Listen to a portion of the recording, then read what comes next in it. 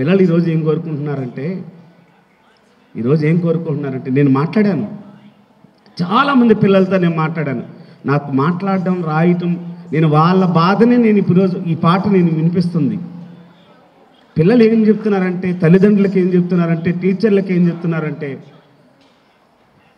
CM పిల్లలు ఎలా తయారయ్యారు, తల్లిదండ్రులు ఎలా, కడుపులో నేను పడగానే సీటు రిజర్వ్ చేయించి కొత్త స్కూటరు అమ్మి డొనేషన్ కట్టవాడాడి, నెల నెల ఫీజులు కట్టంగా పొరుగున అప్పు పెరగంగా మెల్లో తాళి చేతి గాజులు కుదవ పెడితివా మమ్మీ, బళ్ళో చెప్పిన పాఠాలే కళ్ళల్లోనే ఉన్నాయి, అవి మెదడుకు చేరక ముందే ట్యూషన్ టీచర్ వస్తుంది.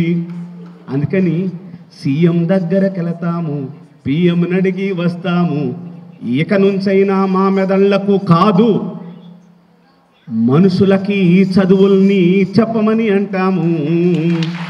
బళ్ళు స్కూళ్ళే మాకు జైళ్ళు అయ్యాయి డాడీ, అమ్మా నాన్నల అనురాగాలే కొరవడుతున్నాయి. అందుకని పిల్లలు ఏమంటున్నారంటే, లెట్ మీ ప్లే. మన అమ్మా నాన్నలు ఆడారు, మన తాతలు ఆడారు, మన కథలు చెప్పారు, వేమన కథలు చెప్పారు, సుమతి శతకాలు చెప్పారు, సామెతలు చెప్పారు.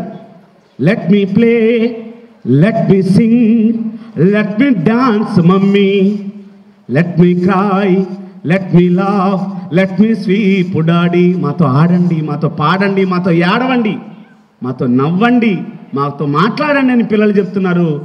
ఈరోజు మనం టీవీతో మాట్లాడుతున్నాం, టీవీని చూస్తున్నాం. వాడెవడో జబర్దస్తుల్లో ఆడపిల్లల్ని కించపరిచే స్కిట్లలో మనం ఎంజాయ్ చేస్తూ ఉన్నాం.